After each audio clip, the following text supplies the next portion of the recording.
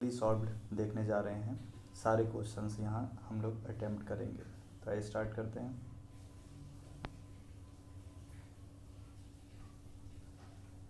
पहला क्वेश्चन है which among the following, यहाँ पर दिख पा रहा होगा स्क्रीन पे, पुनीत सागर अभियान जो है इससे संबंधित ये क्वेश्चन पूछा गया था। ठीक है, ये किसने स्टार्ट किया था, किसका इनिशिएटिव था? तो ये चार ऑप्शंस थे आपके पास, Indian coast guard, NCC, Indian navy, Swachh Bharat mission.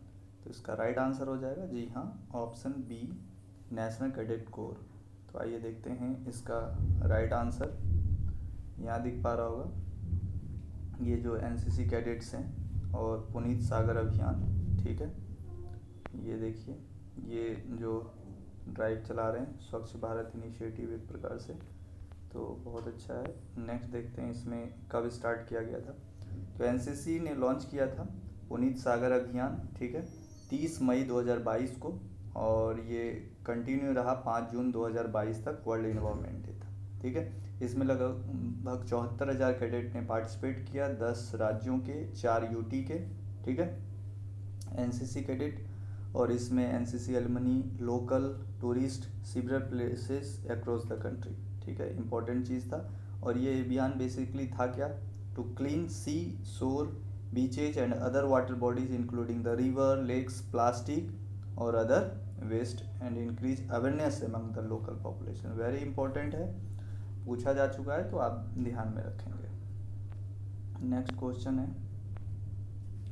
Which of the following Indian naval ships were decommissioned. तो इसमें जून माह में भारतीय जो जल सेना उसका एक जो 2 शिप है वो डीकमीशन्ड कर दिया गया था जून माह में। तो इसी से क्वेश्चन पूछा गया, ये बताना है कौन सा इसमें से होगा। तो इसका राइट आंसर जी हाँ हो जाएगा ऑप्शन बी, आईएनएस निशांक और आईएनएस अक्षय।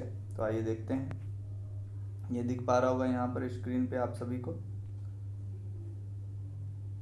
एक मिनट, यहाँ देखिए Indian navy ship Nishank and Akshay जो 3 जून को डिकमीशन हो गया। लगभग 32 वर्षों तक इन्होंने ग्लोरियस सर्विस दिया देश को। ठीक है, और ये इवेंट कहाँ पर कंडक्टेड हुआ था? डॉकयार्ड मुंबई में, ट्रेडिशनल सेरेमनी, और यहाँ पर रक्षा मंत्री राजनाथ सिंह भी पहुँचे थे। ठीक है, तो वेरी इंपॉर्टेंट है। और यहाँ पर आप देख पा रहे होंगे ये दोनों शिप है, आईएनएस निशांक और आईएनएस अक्षय। तो वेरी इंपॉर्टेंट है। आइए नेक्स्ट क्वेश्चन देखते हैं। India signed a deal, Bharat ने एक डील साइन किया था MH-60R हेलीकॉप्टर को लेके भारतीय जल सेना को के लिए। तो बताना है इसमें से किस देश के साथ था वो? तो जी हाँ, ऑप्शन डी, यूएसए के साथ। तो आइए देखते हैं, ये दिख पा रहा होगा आपको स्क्रीन पे, India navy gets 2 MH-60R helicopter from the US. और ये दोनों हैं जो कोची में जिसको भारतीय जल सेना को दिया गया। Indian navy on Thursday receive 2 MH-60R multi role helicopter manufactured by USA की कंपनी है लॉकहीड मार्टिन, और कोची इंटरनेशनल एयरपोर्ट पे रिसीव किया गया। नेक्स्ट क्वेश्चन था रेफरेंस टू इंडियाज डिफेंस के संदर्भित क्वेश्चन था, सूरत और उदयगिरी इनमें से क्या है? ये कोस्ट गार्ड का पेट्रोल वेसल है, या कार्गो हेलीकॉप्टर है, या मैरीटाइम पेट्रोल एयरक्राफ्ट है, या वॉरशिप है? तो इसका राइट आंसर जी हाँ ये वॉरशिप हो जाएगा, ऑप्शन डी। तो आइए देखते हैं, यहाँ पर दिख पा रहा होगा स्क्रीन पे, 2 indigenous warship of the Indian navy have been launched concurrently, एक साथ लॉन्च किया गया था। डिफेंस मिनिस्टर राजनाथ सिंह ने लॉन्च किया था आईएनएस वॉरशिप सूरत और उदयगिरी मुंबई में 17 मई की बात है ये। ठीक है, यहाँ पर देख पा रहे हैं फीचर्स क्या है सूरत का। तो Surat is a Visakhapatnam class guided missile destroyer है, और ये 4th and last ship of the Indian navy है प्रोजेक्ट 15B डिस्ट्रॉयर का। और आईएनएस उदयगिरी के बारे में देखें, Udaygiri is a frigate ship है। Frigates are a type of naval warship that comes below a destroyer. ठीक है, ये प्रोजेक्ट 17A क्लास का है। तो ये दोनों दिख पा रहा होगा, उदयगिरी और सूरत। देखते हैं अगला। नेक्स्ट क्वेश्चन है which of the following was the host country जी हाँ, आपसे बार बार थीम पूछा जाता है, डेट पूछा जाता है, लेकिन यहाँ बहुत बेहतरीन क्वेश्चन पूछा गया, होस्ट कंट्री कौन था United nation world environment day 2022 का। तो बहुत ही बेहतरीन क्वेश्चन है। तो इसका राइट आंसर हो जाएगा option B, Sweden host country था 2022 का। तो आइए देखते हैं, यहाँ पर दिख पा रहा होगा, हम लोग लोकेशन वाइज भी देखेंगे। वर्ल्ड इन्वायरमेंट डे प्रत्येक वर्ष 5 जून को मनाया जाता है, होगा पता ही है। और ये किसके द्वारा, United Nation environment UNEP, United Nation environment programme के द्वारा। और ये हेल्ड होता है एनुअली सिंस 1973 से ये एनुअली हेल्ड होता है। और each year world environment day is hosted by, मतलब प्रत्येक वर्ष कोई ना कोई देश इसका होस्ट कंट्री होता है। इस वर्ष भी होस्ट कंट्री था 2022 में, और वो कोई और नहीं, स्वीडन था। यहाँ मैप में आप सभी को दिख पा रहा होगा स्वीडन। स्वीडन के पड़ोसी देशों की बात करें तो नॉर्वे है और फिनलैंड है।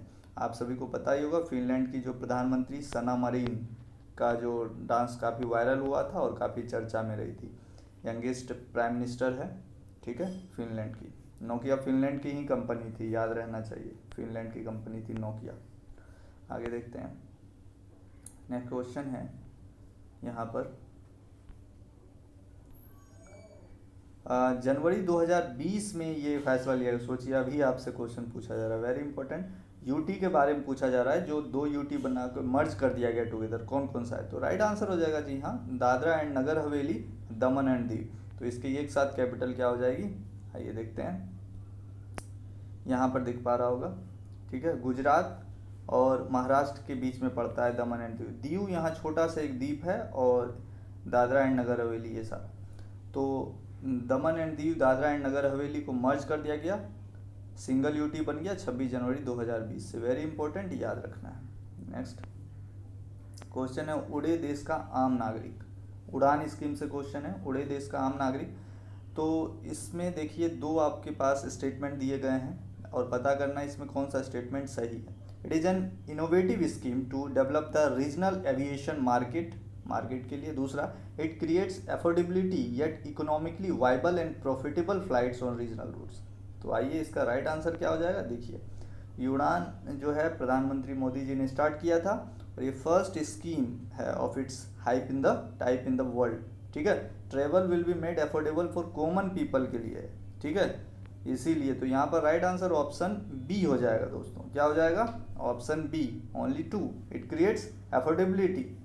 देखते हैं नेक्स्ट क्वेश्चन, श्रेष्ठ स्कीम से क्वेश्चन है। क्या क्वेश्चन पूछा गया है, श्रेष्ठ स्कीम के बारे में पूछा गया, जो लॉन्च किया गया था गवर्नमेंट ऑफ इंडिया के द्वारा। तो ये स्कीम क्या है, this scheme is for residential. आइए देखते हैं सॉल्यूशन में, यहाँ देख पा रहा होगा आप सभी को। तो ये गवर्नमेंट के द्वारा स्टार्ट किया गया था, भारत सरकार के द्वारा। तो इसमें क्या क्या कहा गया है, every year it is expected that about 3000 student would be selected from admission in class 9 और 11वीं के लिए। और कौन स्टार्ट कर रहा है, department of social justice and environment. देखिए यहीं से क्वेश्चन डायरेक्ट पुट कर दिया गया। ये स्कीम किसके लिए है, स्कीम है residential education for students in high school in targeted areas. Very important, श्रेष्ठ स्कीम। ऑनलाइन जाके रजिस्ट्रेशन आप कर सकते हैं इसमें। और ये शेड्यूल कास्ट के लिए है, यहाँ पर आप देख पा रहे होंगे, student in high school targeted areas purpose for seats of meritorious, मतलब जो मेधावी छात्र होंगे शेड्यूल कास्ट के, बॉय और girls, in the best private residential school in the country. तो इसका राइट आंसर क्या हो जाएगा दोस्तों, श्रेष्ठ स्कीम का इसका राइट आंसर हो जाएगा बोथ 1 और 2, ठीक है। नेक्स्ट, यहाँ पर देखिए क्वेश्चन पूछा गया, राफेल नडाल ने किनको हराया था। जी हाँ, हराने वाले का भी नाम आपको याद रखना पड़ेगा, फ्रेंच ओपन टेनिस टूर्नामेंट 2022 से डायरेक्ट क्वेश्चन है। तो पता ही होगा, राफेल नडाल वहाँ पहुँचे थे और उन्होंने किसको हराया था, कैस्पर रूड को हराया था। आइए देखते हैं कैस्पर रूड कौन है, ये देख पा रहे होंगे, ये जो यहाँ राफेल नडाल हैं ये, और ये हैं कैस्पर रूड। और ये राफेल नडाल का 14th, ठीक है, it was his record existing 14th French open title था, ठीक है। रिकॉर्ड एक्सटेंडिंग 22वां ओवरऑल था, और इस प्रकार से काफ़ी महान प्लेयर की सूची में दर्ज हो गए। और मेन सिंगल की बात करें 2022 फ्रेंच ओपन की, तो इसमें राफेल नडाल विनर है और कैस्पर रूड रनर अप है। फाइनल स्कोर देख पा रहे होंगे 6-3, 6-3, 6-0 से इन्होंने इसको हराया। आगे देखते हैं। ई संजीवनी से संबंधित क्वेश्चन है। ई संजीवनी द फ्री टेलीमेडिसिन सर्विस, एक प्रकार का फ्री टेलीमेडिसिन सर्विस है, वाज रिसेंटली इंटीग्रेटेड, किसके साथ इंटीग्रेट हो गया है ये?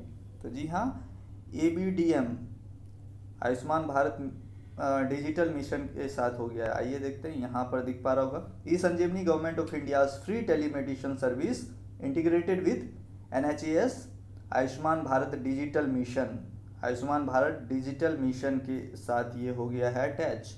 ठीक है, यहाँ दिख पा रहा होगा ABDM। Unique of e Sanjeevani में क्रिएट कर सकते हैं 14 डिजिट का unique Ayushman Bharat health account, ठीक है, आभा, and use it to link their existing health record. बहुत अच्छा इनिशिएटिव है भारत सरकार का। नेक्स्ट देखते हैं। इन अ रिसेंट जजमेंट, अभी सुप्रीम कोर्ट ने एक जजमेंट दिया था रिगार्डिंग किसके, नेशनल पार्क और वाइल्ड लाइफ सेंचुरी को लेकर across the country should have a mandatory eco sensitive zone ESZ और मिनिमम, इसमें मिनिमम कितना स्ट्रेच रहेगा ताकि वहाँ पर एक प्रकार का सेंसिटिव जोन बनाया जा सकता है। तो राइट आंसर आप भी गेस कर सकते हैं, तो ऑप्शन ए हो जाएगा 1 kilometre starting from the their demarcated boundaries. देखिए यहाँ पर ये सुप्रीम कोर्ट ने 3 जून को ये डायरेक्शन दिया था। क्या क्या कहा था अपने डायरेक्शन में? Wildlife sanctuary country will have the mandatory eco sensitive zone ESZ of at least 1 kilometer from its demarcated boundary. The decision was made in response to a petition to protect forest lands in Tamil Nadu's Nilgiri district. Very important, ये देख पा रहे होंगे, इस प्रकार से demarcate किया गया है और 1 किलोमीटर के आसपास। तो ये क्वेश्चन था। Next, who among the following is the author of the book Tom of sand? तो ये टॉम ऑफ सेंड जो है क्या कहते हैं, ये किसके द्वारा लिखा गया था? देखिए आपसे बुक का ऑथर पूछ दिया गया, बट इनको मैन बुकर प्राइज 2022 दिया गया था। जी हाँ, कोई और नहीं, ये कौन है? Geetanjali Shree, option B. आइए देखते हैं कौन कौन है, ये दिख पा रहे होंगे। तो यही है गीतांजलि श्री। ठीक है, द 2022 का द 2022 इंटरनेशनल बुकर प्राइज इनको मिला, गीतांजलि श्री को। ठीक है, यहाँ नाम इनका दिख पा रहा होगा, और इनका बुक है टॉम ऑफ सेंड, और ये ट्रांसलेट किया गया था डेजी रॉकवेल के द्वारा। वेरी इंपॉर्टेंट, ये क्वेश्चन नहीं पूछा गया आपसे। डेजी रॉकवेल ने इसका इंग्लिश में संस्करण किया, ट्रांसलेशन किया, इसी को ध्यान में रखते हुए इनको मैन बुकर प्राइज दिया गया। Very important. Next, who among the following invented the flying shuttle? Flying shuttle किन्होंने इन्वेंट किया है? 4 ऑप्शन है फ्लाइंग शटल को लेके, तो राइट आंसर हो जाए ऑप्शन बी, जॉन के ने इन्वेंट किया। आइए देखते हैं, ये है फ्लाइंग शटल जॉन के। ठीक है, 1 मिनट, हाँ, ये जॉन के दिख पा रहे होंगे स्क्रीन पे। Flying shuttle machine that represented an important step toward automatic weaving, it was invented by John Kay in 1733 में इन्होंने ये किया था। याद होगा 1733, अभी तो बैटल ऑफ प्लासी भी नहीं हुआ था अगर हिस्ट्री की बात करें, 1757 में। तो उस वक्त जब हमारे यहाँ पर मुगलों का राज चल रहा था, अंग्रेज पूरी प्रकार से अभी स्थापित नहीं हो पाए थे, और फ्लाइंग शटल का इन्वेंशन हो चुका था।